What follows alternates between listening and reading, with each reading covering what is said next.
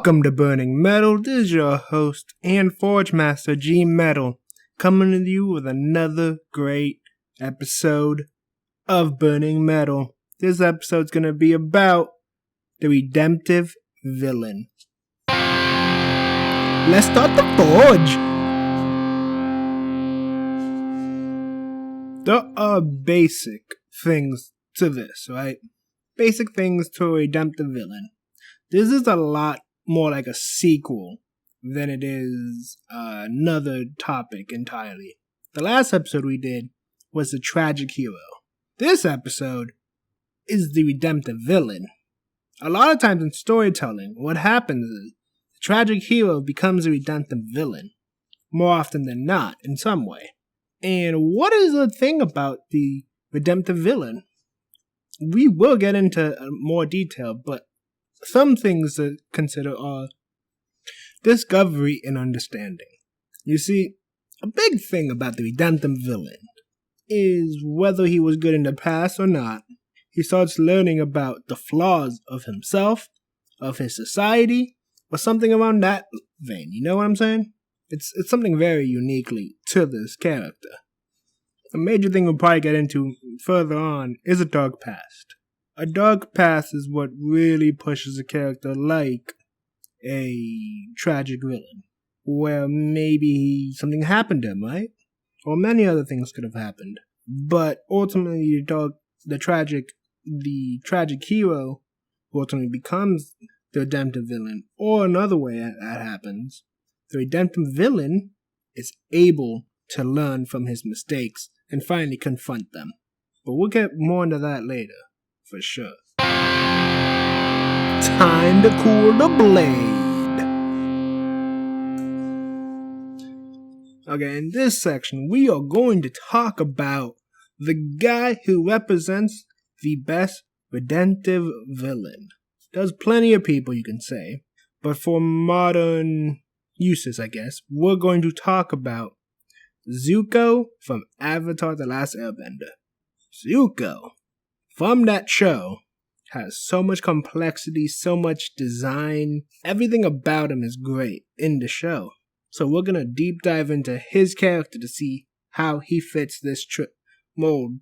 It's kind of easy. But everything that makes him into this, and his ending action, which is obviously good actions. So here we go. 1. His past, his dark past, his tragic story in the past, right? His tragic story in the past is one of an abusive relationship with his father. His father is looking for warriors, fighters, conquerors. And Zuko, being the son that is kind-hearted and noble and thoughtful of his people, he couldn't come to sacrifice what his father thought as weaker men. He couldn't come to the idea that sacrificing men was a good idea. So what happens? Him and his father have a duel called the Agni Kai. It's generally speaking a duel of honor and respect, but his father completely destroys him and leaves him with a permanent scar on his right eye. And that scar always bears his shame more than anything else. That scar represents when he showed kindness and weakness, it was a moment he lost. This led Zuko down a dark path of being angry and given an impossible mission that only because the show's existence happened, but he was essentially given a task to come back with the Avatar. And up to this point, no one believed it was possible because they haven't seen him for 100 years, and his father probably didn't care if his son found him or not. Because he probably didn't even believe he could come back. It's kind of like just, you're out of my kingdom and you can never come back without some story beat being put into it. If you think about it, Zuko's whole existence was truly meant to be nothing if Aang never broke out the ice. So he was going to stay bitter and angry this entire time. Because guess what? The Avatar would still be under ice. So Aang coming out was kind of his way to process all this and to save him in some kind of weird way. All that coming to fruition. A big thing about the villain who does redeem himself is realization. And at some point in the show, towards the end of it, he and his father have one last conversation before they don't see each other again. And that conversation is about how he believed the lie that the Fire Nation was the greatest country in the world. And that the values it held were perfect. But then Zuko mentioned that his travels outside of the world showed him otherwise. The Fire Nation were the oppressors of the world, not the helpers of the world, as he believed in his head. As he believed bringing honor to everyone. No, he was bringing terror to everyone when he was a loyal Fire Nation member. It is one of those moments where you see him change into the good person he does truly become.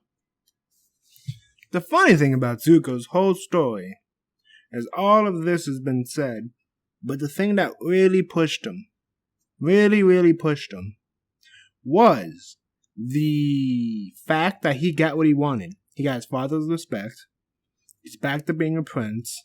And after all of that, he kind of realized he didn't like it. Because then he would have to go against his newfound beliefs of respecting everyone else. The war isn't great.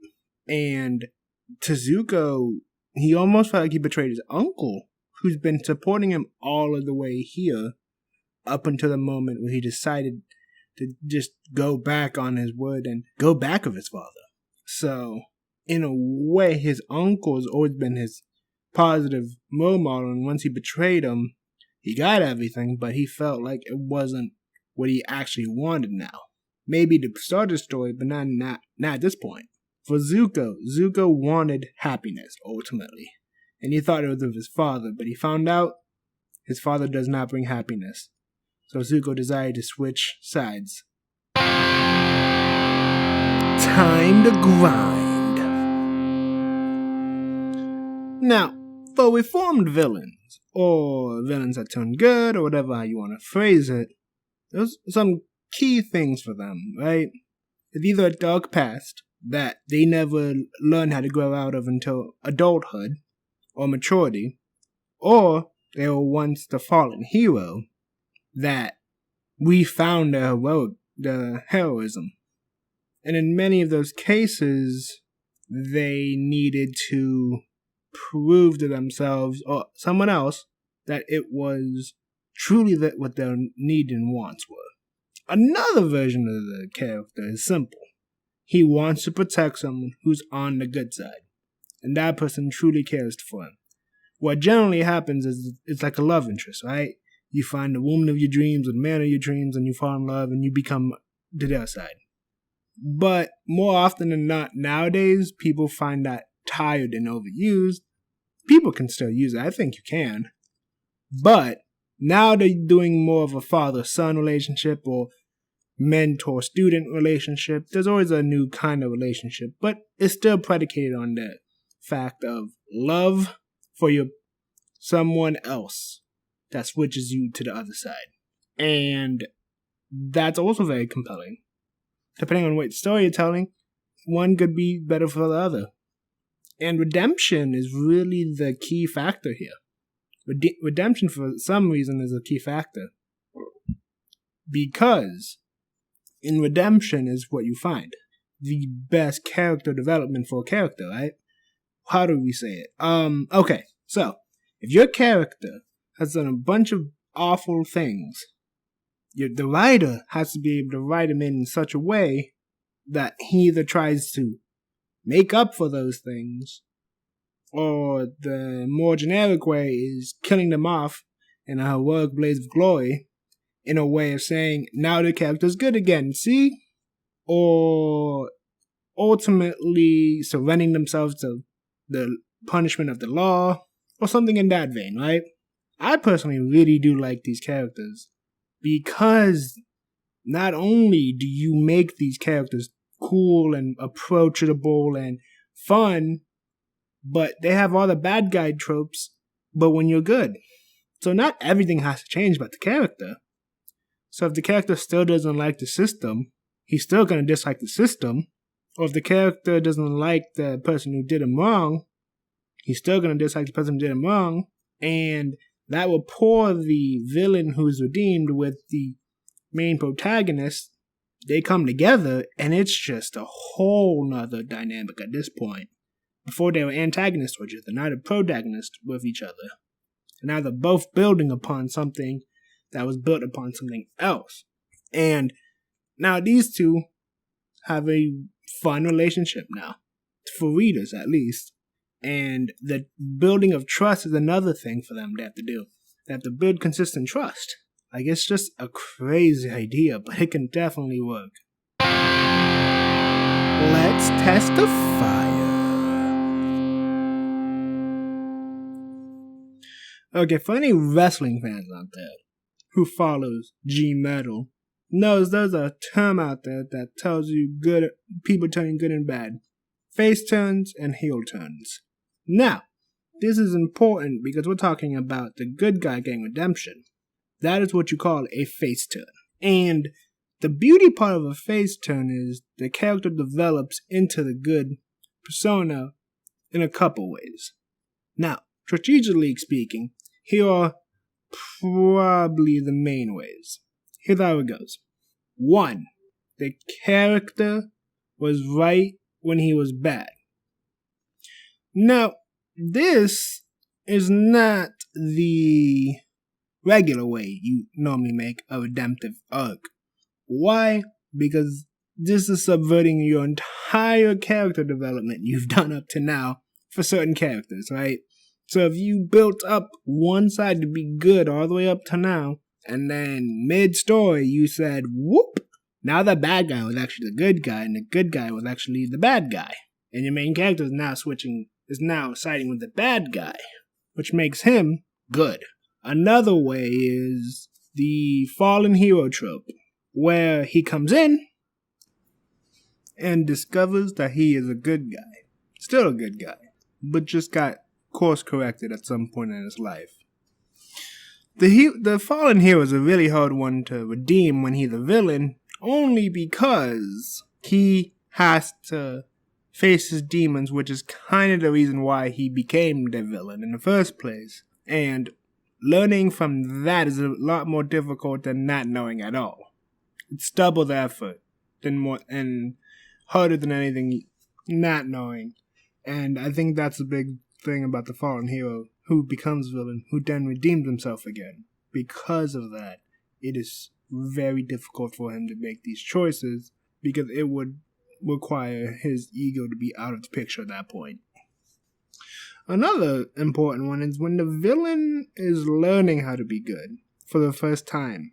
That one's more along the lines of just storytelling, with the villain's been taught to be bad his whole life until the moment where he meets the hero who teaches him more or less in a couple ways what he's doing is wrong and that his values don't correlate with his actions.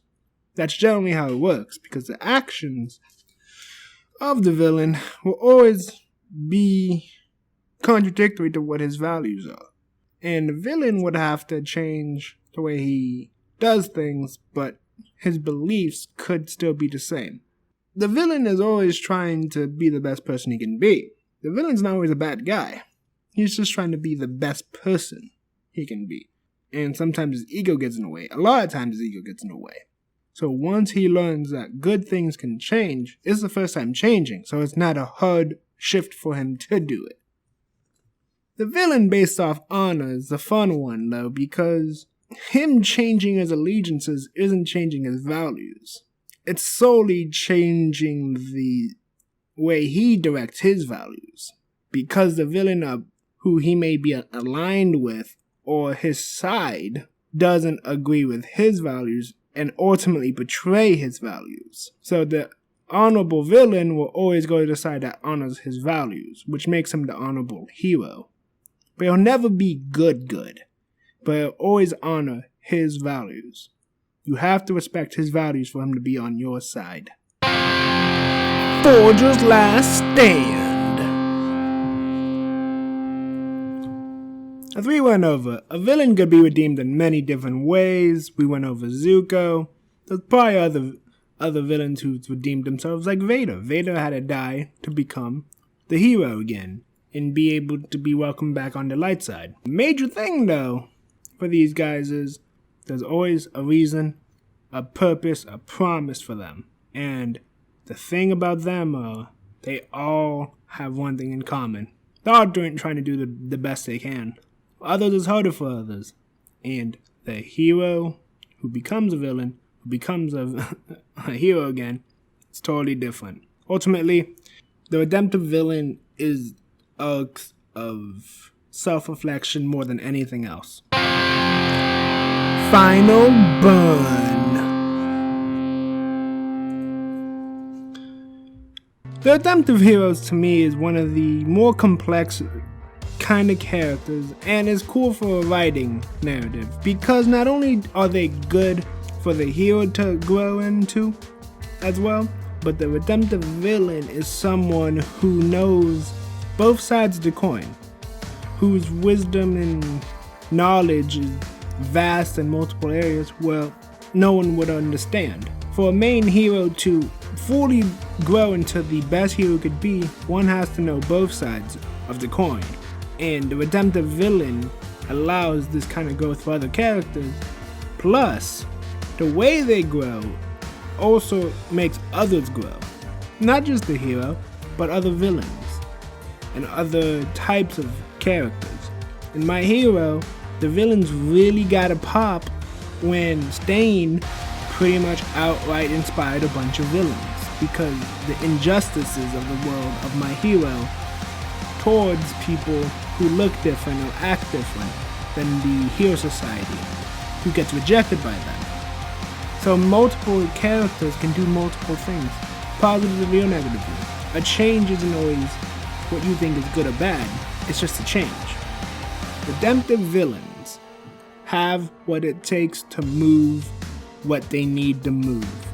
They just need to find their strength and courage within them. I think for them, we can take a lot of life lessons from those kind of people because it shows us no matter how far we stray, we're never too far gone from the right path. We just need to pay the consequences of certain actions and face up to our sins. And I think that's the beauty of a redemptive villain. They know exactly who they are and eventually learn that extremism doesn't always work all the time. This is the Forge Master G Metal. Appreciative of everyone who listens. Very happy that everyone here that listened to it. If you like it, go to the social medias. Tell me what you think about it. If you disagreed with me, tell me if anything comes to your mind.